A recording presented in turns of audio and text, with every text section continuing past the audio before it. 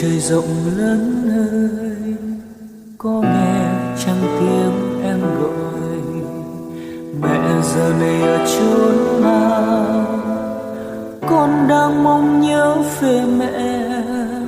Mẹ ở phương trời xa xôi, hay sao sáng trên bầu trời? Mẹ dịu hiền về với con nhé, con nhớ mẹ. Lời nguyện cầu từ chốn xa, mong ước con yên bình.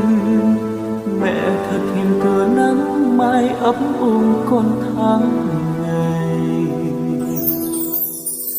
Mẹ giờ này ở chốn xa, trong mơ con đã thấy mẹ.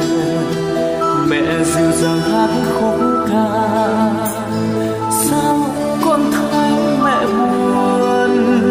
Nhìn cánh đồng xa xa, con nhớ mong về mẹ. Mẹ trở về với con ấm áp bên mái nhà,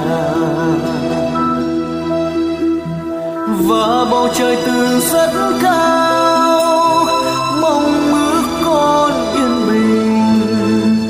Mẹ ngồi buồn ở chốn xa nhớ thương con vắng mẹ. Gửi về mẹ nhiều cánh hoa thắm sương long lanh giữa núi đồi. Chợt dần mong từng giấc mơ, sao con không thấy mẹ? Nghẹn ngào thương mẹ bao la, mong đến bên mẹ. Mẹ ở lại với con nhé, con đến với mẹ. Mẹ nguyện cầu và ước mong con sống trong yên lành. Mẹ hiền nào biết không, con chỉ mong có mẹ.